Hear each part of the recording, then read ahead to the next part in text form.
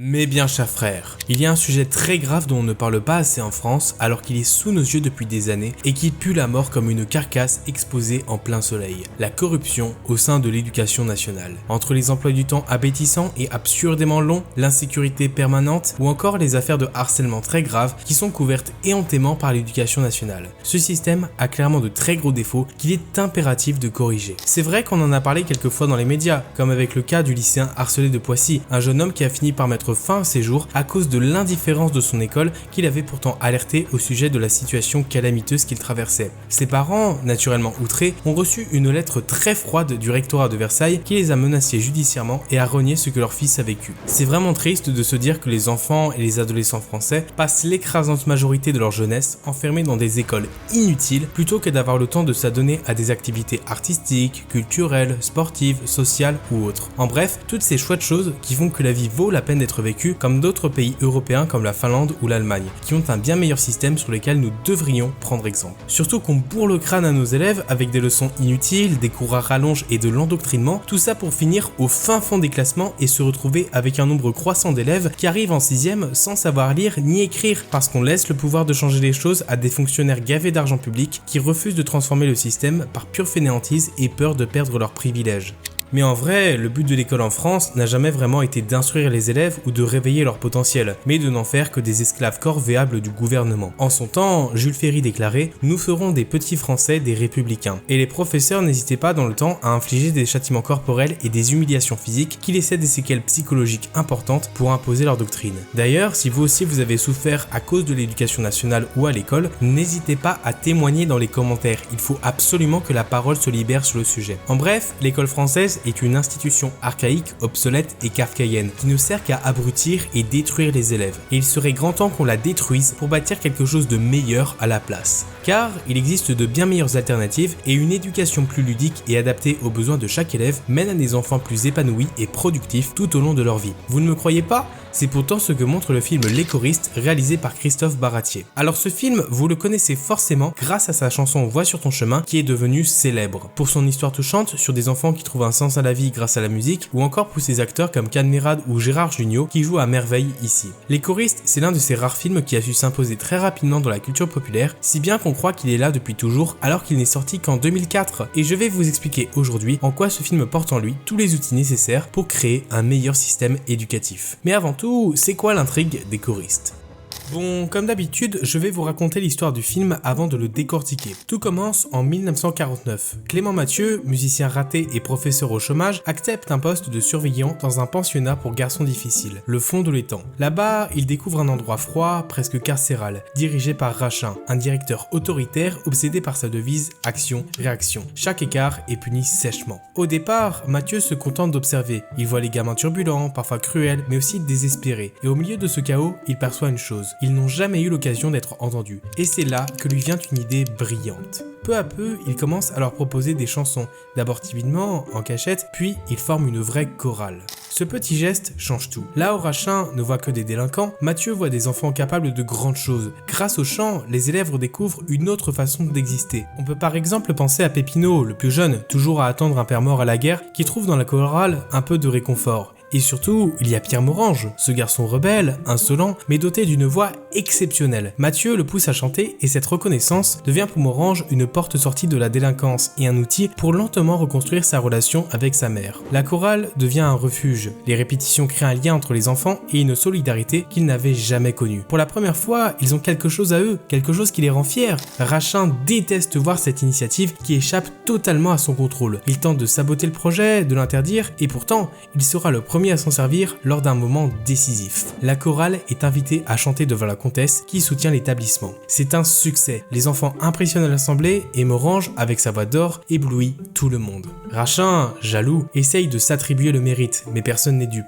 Mathieu, lui, ne cherche même pas la gloire, il voit seulement l'épanouissement des garçons et c'est tout ce qui compte pour lui. Mais cette victoire ne le protège pas longtemps. Quand un incendie éclate dans l'internat, Rachin, définitivement humilié, saisit l'occasion pour renvoyer Mathieu. Le départ est déchirant. Mathieu fait ses bagages, persuadé d'avoir échoué. Mais à la grille de l'internat, une surprise l'attend. Pépino, le petit orphelin, court après lui, sa valise à la main. Le surveillant l'emmène avec lui, laissant derrière lui une 60aine d'enfants dont il aura, à jamais, changé la vie pour le meilleur. Les choristes, ce n'est pas qu'un simple film, c'est un véritable phénomène de société qui a durablement marqué la culture française. Déjà, l'année de sa sortie, le film a généré plus de 8,6 millions d'entrées en France, battant à plate couture des mastodontes états-uniens comme Shrek 2 ou Harry Potter 3. Et pourtant, sur le plan technique, il n'a rien d'impressionnant. Que ce soit au niveau du montage, de la réalisation ou de la photo, le film ne propose rien d'original. Toutes ses intentions sont simples et il les exécute correctement. Même au niveau du scénario, il n'y a rien de fou. Les personnages ne sont pas profonds, l'intrigue est simple et on pourrait carrément lui reprocher d'être un peu manichéen, voire niais, avec son histoire de gentil professeur contre un méchant directeur qui arrive à sauver tous les enfants juste avec sa bonne volonté. C'est une critique qu'on adresse souvent au film et que je peux comprendre. Surtout qu'il existe d'autres films qui parlent d'éducation avec un style cinématographique plus marqué et intéressant, comme Les 400 coups ou The Breakfast Club. Alors du coup, c'est quoi qui rend les choristes uniques? Eh bien c'est simple, ce sont ces thématiques.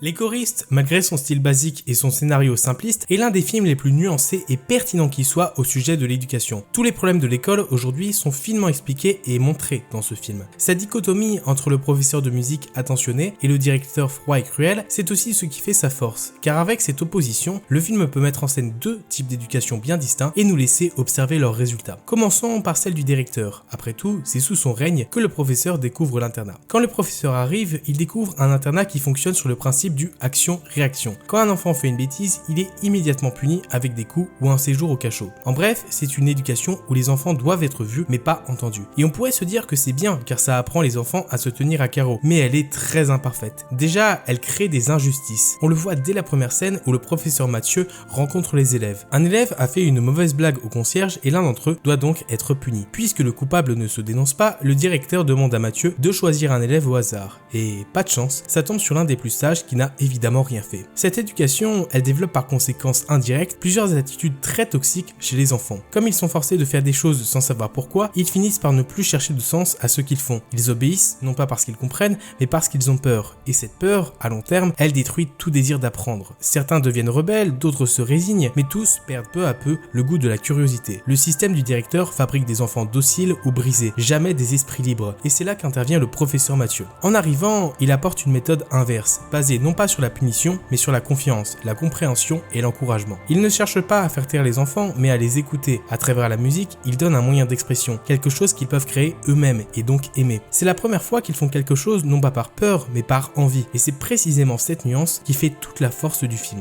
qui montre ainsi quel est le meilleur système éducatif pour créer des enfants heureux et productifs. Je vais m'essayer à une comparaison un peu tirée par les cheveux, mais vous allez comprendre de quoi je parle. Les vieux ont tendance à se moquer des jeunes comme Inox Tag ou Lohan LV, qui ont commencé très tôt leur carrière sur internet au détriment de leur parcours scolaire. Pourtant, leurs résultats parlent d'eux-mêmes. Aujourd'hui, ils sont au top, riches, célèbres et épanouis. Ils jouissent d'un statut qui demanderait normalement une vie entière de travail. Alors bien sûr, tous les collégiens qui se lancent sur YouTube ne deviendront pas les prochains Squeezie, mais cela leur permet de développer des compétences utiles comme le montage vidéo, audio, l'écriture, l'entrepreneuriat et tant d'autres qui permettent une insertion plus facile dans la vie d'adulte et le monde du travail. Et ce n'est qu'un exemple parmi tant d'autres. Plutôt que de les saouler avec des cours inutiles et du par cœur, on devrait apprendre aux enfants dès la fin du primaire à se responsabiliser et à découvrir leurs talents, tout en leur laissant le temps de s'épanouir avec la culture et le sport. Ce genre d'éducation marche dans d'autres pays européens. Elle marche pour des jeunes français qui tracent leur voie en dehors du système et elle marche aussi pour les choristes de Mathieu, puisque son meilleur élève finira par quitter l'internat pour rejoindre le prestigieux conservatoire de musique de Lyon. Mais malheureusement, en France, ce ne sont pas les Mathieu qui ont le pouvoir, mais les directeurs Ruffin,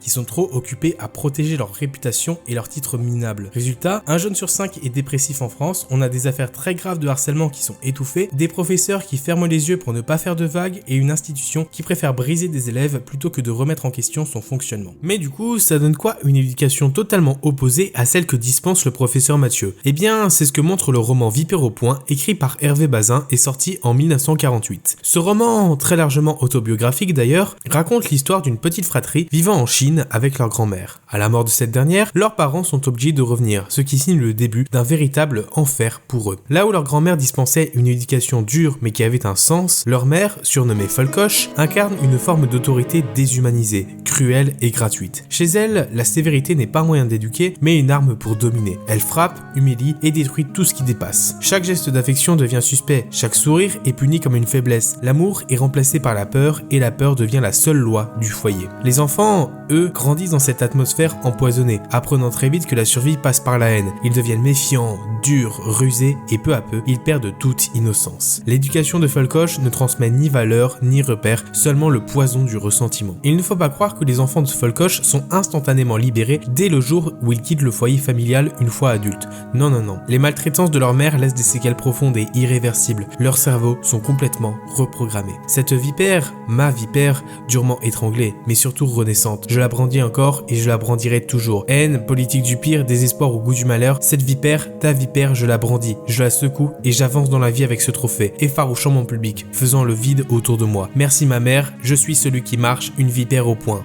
Rien n'a été construit. Une fois adultes, ils n'ont plus que la haine de leur enfance vécue, sous le joug cruel de leur matriarche tyrannique. Une haine qui ne leur donne aucune attache ni perspective d'avenir, et leur causera des années et des années de souffrance. Désormais, tous les humains sont de potentiels prédateurs et toutes les opportunités sont des pièges dont il faut se méfier. Vipère au poing est un excellent roman pour son style tranchant, écrit limite comme un morceau d'Eminem à son prime, mais aussi pour son sujet, vu que c'est une autodissection de la psychologie d'un ancien enfant maltraité et mal éduqué. Vous trouverez un lien dans la description pour acheter ce roman, ainsi qu'une copie des choristes, si jamais vous voudriez découvrir ou redécouvrir ces deux bijoux. Passer par ces liens ne vous coûte pas un centime de plus, mais je touche une commission sur chaque vente pour arrondir les revenus de ma chaîne. C'est gagnant-gagnant, alors vous pouvez y aller. Mais du coup, si l'éducation en France est si calamiteuse, il doit bien y avoir des gens qui s'y opposent et qui tentent de la changer. Eh bien oui, il y a notamment eu le TikToker Sensei Demo qui a lancé une pétition l'année dernière pour en finir avec le 8h-18h des lycéens et des collèges, qui est absolument délirant. Cette pétition a récolté plus de 100 000 signatures, mais malgré cette mobilisation, on a fait comprendre à Sensei Demo que rien ne changerait. Il ne faut pas compter sur nos dirigeants pour améliorer la situation de l'école, ils sont bien trop occupés à racketter les petits travailleurs et à jouir de leur statut de parasites pour faire le travail pour lequel ils sont pourtant mandatés. Et c'est peut-être pour ça que, de notre temps, la France connaît un tel déclin, parce que nous abandonnons notre pays entre les mains de personnes mesquines et méchantes qui perpétuent un cercle vicieux depuis des décennies. Les mêmes erreurs, les mêmes maltraitances qui créent des générations toujours plus déracinées, perdues et malheureuses. Et peut-être qu'au final, le signe ultime d'un pays en déclin est un pays qui maltraite sa jeunesse.